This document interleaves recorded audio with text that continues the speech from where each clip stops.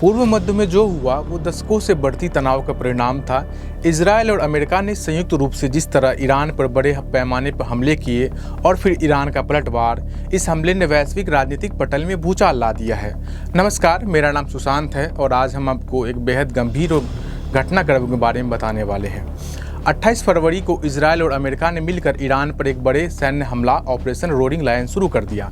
इस हमले को दोनों देशों ने ईरान में मौजूदा संभावित सुरक्षा और परमाणु खतरों को समाप्त करना बताया, जिसके बाद तेहरान और कई अन्य शहरों में भारी धमाके और विस्फोट में बड़े स्तर पर तबाही हुई। हमले इतने बड़े पैमाने और इतनी सटीकता से किया गया कि खामनेई सहित ईरानी सेना के बड़े बड़े सैन्य अधिकारी भी मारे गए। लेकिन ये कोई अचानक की घटना नहीं है। इस घटना की कहानी की शुरुआत साल 1979 की ईरानी क्रांति से होती है। उस समय ईरान इजरायल का एक सहयोगी देश था, लेकिन क्रांति के बाद पूरी दिशा बदल गई। धार्मिक और वैचारिक मतभेदों ने दोनों देशों के खुले संघर्ष में बदल दिया। जहां ईरान एक इस्लामिक रिपब्लिक के रूप में इजरायल के अस्तित्व को चुनौती देने लगा और इजरायल ने इसे अपने अस्तित्व के लिए खतरा मान लिया।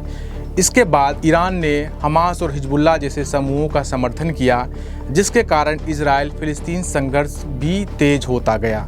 ईरान के बढ़ते प्रभाव ने पूर्व मध्य में शक्ति संतुलन को उलझा दिया और इजरायल के लिए यह अपनी सुरक्षा के प्रति एक बड़ा संकट बन गया। पिछले साल जून 2025 में यह संघर्ष पहली बार सीधे युद्ध में बदल गया। करीब 12 दिनों तक चली उस लड़ाई में इजरायल और उसके सहयोगियों ने ईरान के ठिकाने पर हवाई हमले किए, जिसमें परमाणु और सैन्य साइट्स को निशाना बनाया गया। जवाब में ईरान ने बैलिस्टिक मिसाइलों के साथ कड़ी प्रतिक्रिया दी, जिससे दोनों पक्षों के बीच व्यापक नुकसान हुआ और 28 फरवरी को वही पुराना संघर्ष एक नई और कहीं अधिक गंभीर स्थिति में बदल गया।